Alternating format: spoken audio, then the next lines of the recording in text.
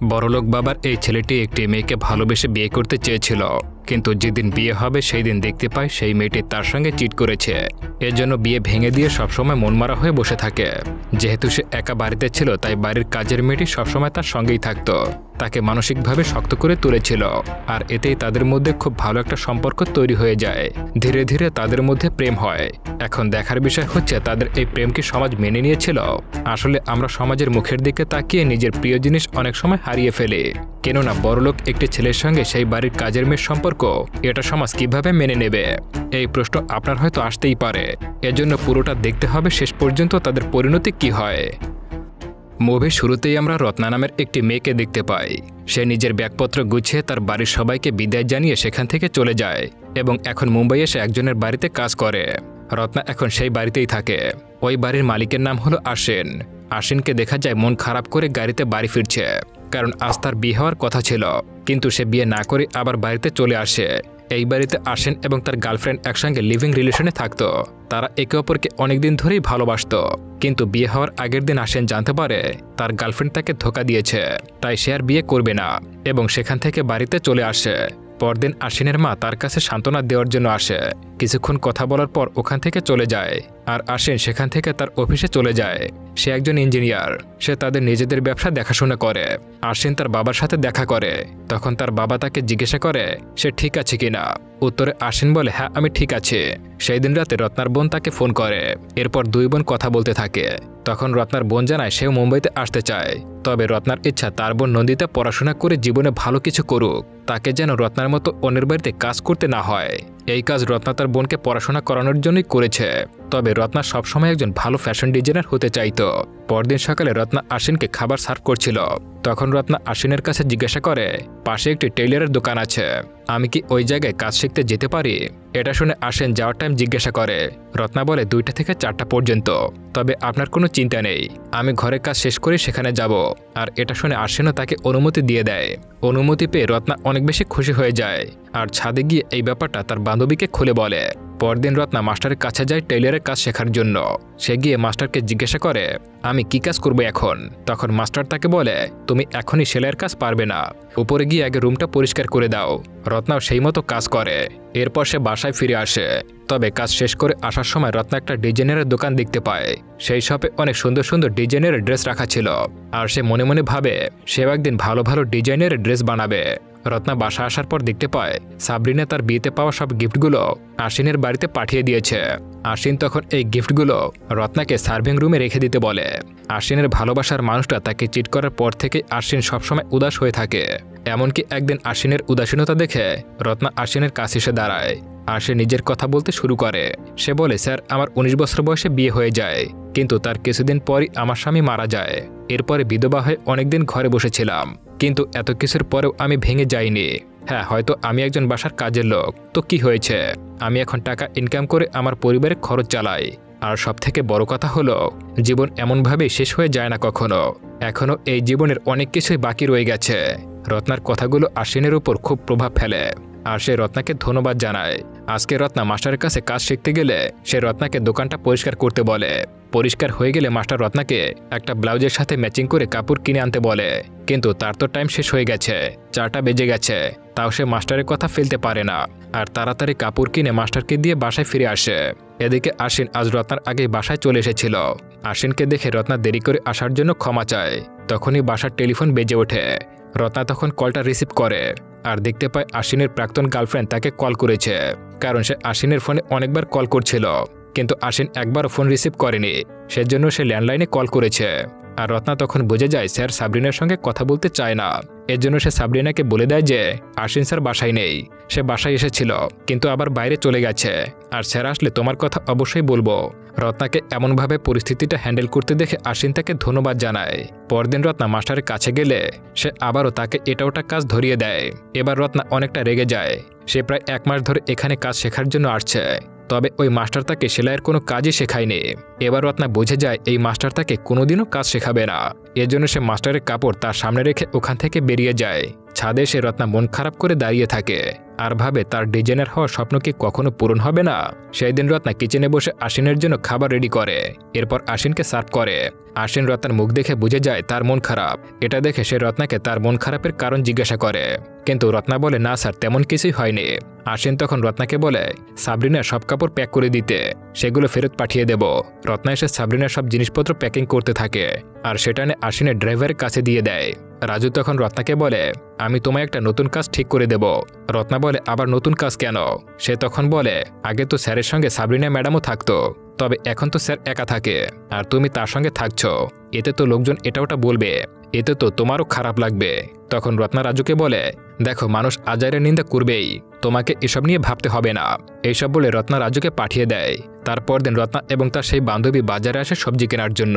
তখন রত্নার বান্ধবী তাকে একটা টেইলর ইনস্টিটিউটের কথা বলে, কিন্তু সেখানে ৩,০০০ টাকা ফি লাগবে। টাকার কথা শুনে রত্না রাজি হয় না আর বলে আমার কাছে এত টাকা নেই নিজের জন্য খরচ করার মতো, আমার বোনকে আমায় পড়াতে হবে। এটা শুনে তার বান্ধবী বলে এত চিন্তা করো না, এই টাকাটা আমি তোমায় ধার দিচ্ছি, পরে তোমার কাছে টাকা আসলে আবার আমায় দিয়ে দিও। আর এটা শুনে রত্না এবার রাজি হয়ে যায়। সেই দিন আশ্বিন বাসায় আসলে রত্না তার কাছে কিছু জিনিস কিনতে মার্কেটে যাওয়ার জন্য অনুমতি চায়।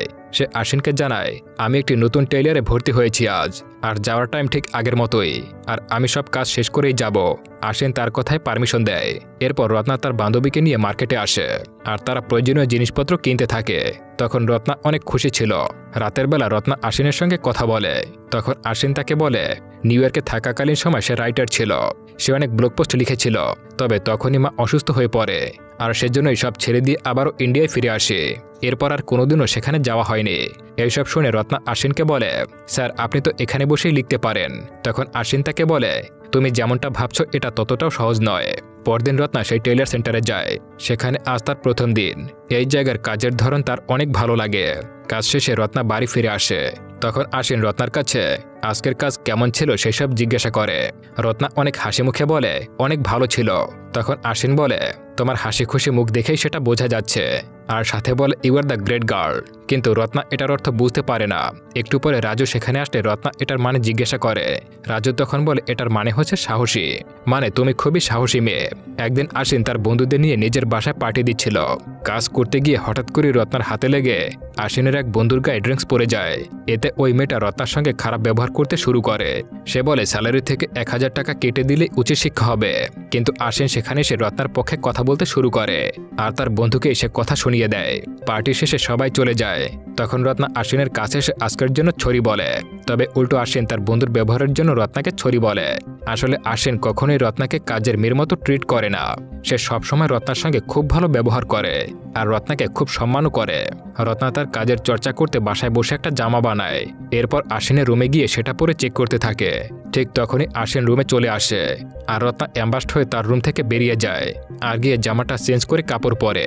আর আশ্বিনের কাছে গিয়ে বলে স্যার, আমার ঘরে বড় কোনো আয়না নেই আর সেজন্যই আমি আপনার ঘরে গিয়েছিলাম। অন্য বাড়ির কাজের লোকেরা মালিক বাসায় না থাকলে কত কিছু যে করে, কিন্তু আমি তেমন কিছুই করি না স্যার। তার কথা শুনে আশ্বিন বলে ঠিক আছে, এতে এত সিরিয়াস হওয়ার কিছুই নেই, আমি তো জানি তুমি ঠিক কেমন। এরপর আশ্বিন রত্নাকে বলে ওই ড্রেসটা কি তুমি নিজে বানিয়েছ? উত্তরে রত্না বলে হ্যাঁ স্যার, ওটা আমি নিজে বানিয়েছি, ওটা আমার ছোট বোনের জন্য বানিয়েছি। আশ্বিন তখন তার কাজের প্রশংসা করে। রত্না সবসময় রাস্তায় দাঁড়িয়ে সেই শপের ডিজাইনের ড্রেসগুলো দেখতে থাকে।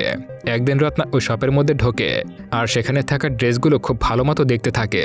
সে দেখতে থাকে এই ড্রেসগুলো কি করে সেলাই করা হয়েছে, কিন্তু এটা দেখে ওই শপের ম্যানেজার রত্নাকে সব থেকে বের করে দেয়।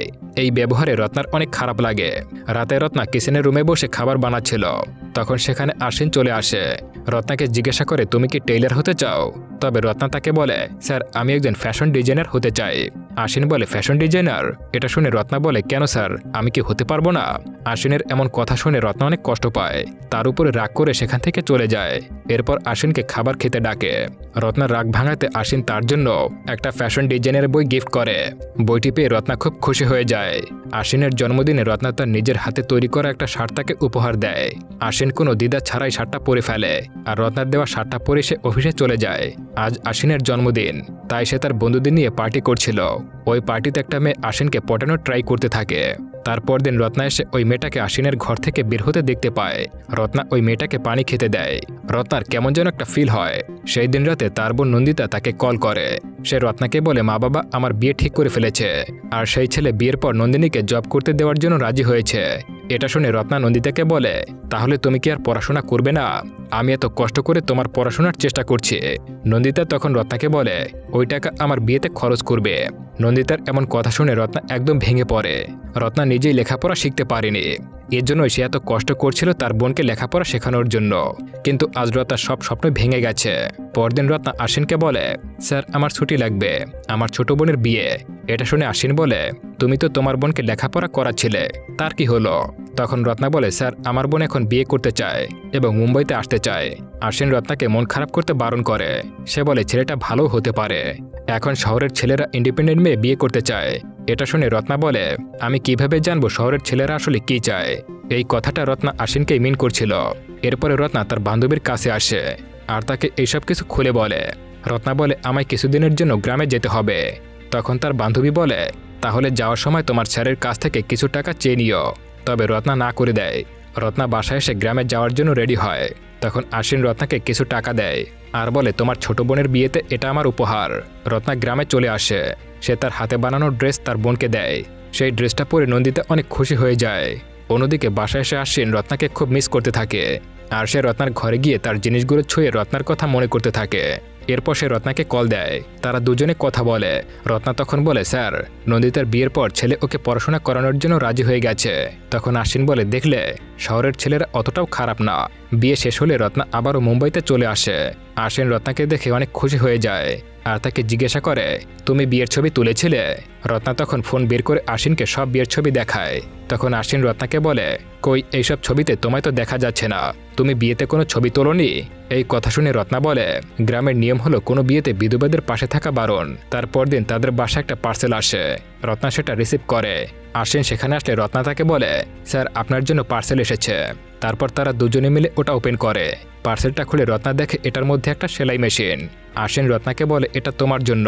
রত্না সেলাই মেশিনটা পেয়ে ভীষণ খুশি হয়ে যায়, কারণ সে এখন ঘরে বসেই সব সেলাই করতে পারবে। তারপর গণেশ উৎসবের দিন দেখা যায় রত্না সবার সঙ্গে ডান্স করছিল। তখনই সেখানে আশ্বিন চলে আসে। তাকে দেখে রত্না অনেকটাই লজ্জা পেয়ে যায়। সে তখন নাচ বন্ধ করে আশ্বিনের সঙ্গে বাসায় চলে আসে। রত্না যেতে গেলে আশ্বিন তার হাতটা চেপে ধরে এবং কাছে টেনে নেয় আর কপালে একটা কিস করে। আর তার আরও বেশি কাছাকাছি চলে আসবে এমন সময় তাদের বাসার ল্যান্ডলাইনে ফোন আসে। রত্না তখন কল রিসিভ করতে চলে যায়। বলে আশ্বিনের মা রত্নাকে বলে, কাল তাদের বাসায় পার্টি আছে, তাই রত্নাকে বলে তাদের বাসায় এসে মাছের ঝোল রান্না করতে। এই কথা সে আশ্বিনকে জানিয়ে নিজের রুমে চলে যায়। আশ্বিন অনেকবার রত্নাকে ডাকলেও সে তার কোনো কথাই শোনে না। তখন আশ্বিন রত্নার কাছে আসে। রত্না তখন তার ঘরে এক কোণে বসেছিল। আশ্বিন রত্নাকে বলে, চলো আমার সঙ্গে বাইরে চলো। এরপর রত্না আশ্বিনকে ছাদে নিয়ে আসে। এই জায়গাটা তার কাছে অনেক ভালো লাগে, কারণ এই জায়গা থেকে পুরো মুম্বাই শহরটা দেখা যায়। এখানে এসে আশ্বিন বলে, তুমি আর আমায় স্যার বলে ডেকো না। তখন রত্না বলে, না স্যার, এমনটা হতে পারে না। আর আপনাকে একটা কথা বলছি, দয়া করে আজ আমাদের মধ্যে যা হয়েছে সেটা ভুলে যান। পরদিন আশ্বিনের বাসায় তার এক ফ্রেন্ড আসে। একে দেখে রত্না আশ্বিনকে জিজ্ঞাসা করে, স্যার আপনি আপনার ফ্রেন্ডকে কিছু বলেননি তো? আশ্বিন বলে, না আমি কিছুই বলিনি। কিন্তু আশ্বিনের ফ্রেন্ড আশ্বিনের রত্নার ব্যবহারে অনেকটাই সন্দেহ করে আর বুঝে যায় তাদের মধ্যে কোনো একটা ব্যাপার স্যাপার আছে।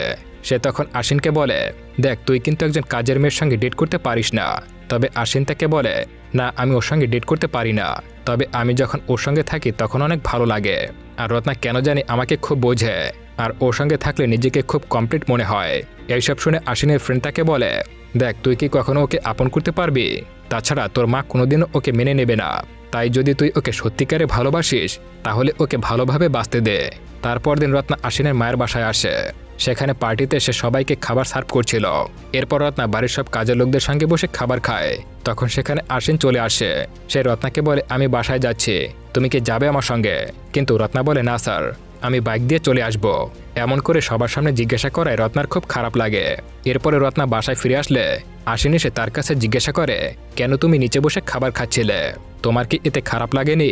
উত্তরে রত্না বলে, আমি তো প্রথম থেকেই এমন ছিলাম আর এই বাসাতেও আমি নিচে বসেই খাবার খাই। আর আমি তো বাসার কাজের মেয়ে, তাই আপনি যদি এমন করেন তাহলে লোক আমায় নিয়ে মজা করবে। আপনার মা বাবা কোনোদিনও আমায় মেনে নেবে না, আর সবাই আমাকে খারাপ ভাববে। আমাদের সম্পর্ক আর এগিয়ে নিয়ে যাওয়া ঠিক হবে না। কিন্তু আশিন রত্নাকে বলে, অন্যরা কি বললো এতে আমার কিছু যায় আসে না, আমি শুধু তোমাকে চাই, কারণ আমি তোমায় পছন্দ করি, তোমায় ভালোবাসি। আশিনের এমন সব কথা শুনে রত্না সেখান থেকে বেরিয়ে তার ব্যাগপত্র গোছাতে থাকে, কারণ সে এখন বুঝে গেছে তার এখানে থাকা উচিত হবে না। সে এইসব ভেবে কান্নায় ভেঙে পড়ে। রত্না সবকিছু নিয়ে বাইরে আসে। আশিন তখন তার কাছে এসে তাকে বোঝানোর চেষ্টা করতে থাকে। তখন আশিনকে রত্না বলে, দয়া করে আমায় বাধা দেবেন না স্যার, আপনার থেকে কোনো সাহায্যেরই কোনো প্রয়োজন নেই আমার।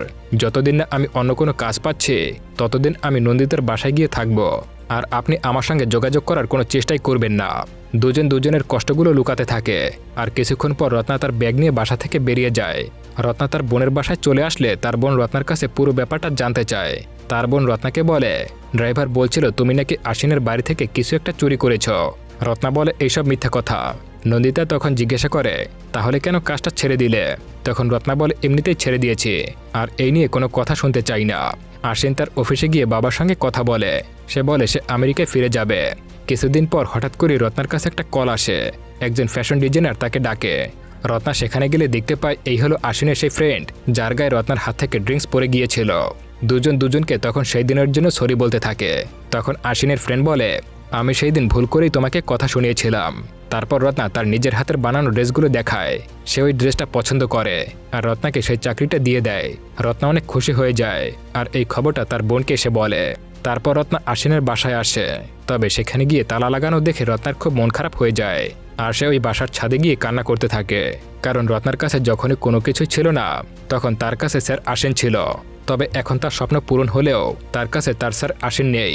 ঠিক তখনই রত্নার কাছে একটা কল আসে। রত্না দেখে আশিনের কল। আশিন রত্নাকে বলে, হাই রত্না। এটা শুনে রত্না কিছুক্ষণ নীরব থাকে। এরপর বলে, হ্যালো আশিন। আর এই পুরো মুভিতে রত্না এই প্রথমবার মতো তাকে আশিন বলে ডাক দেয়। আর এতেই বোঝা যায় তাদের মধ্যে ভালোবাসা তৈরি হয়ে গেছে। তারা একে অপরের ভালোবাসা মেনে নিয়েছে। আর এই সুন্দর মুহূর্তের মধ্য দিয়েই মুভিটা শেষ হয়ে যায়। তো বন্ধুরা, কেমন লাগলো গল্পটা অবশ্যই কমেন্ট করবেন। দেখা হচ্ছে পরবর্তী কোনো ভিডিওতে। ততক্ষণ ছায়া গল্পের সঙ্গেই থাকুন। খোদা হাফেজ।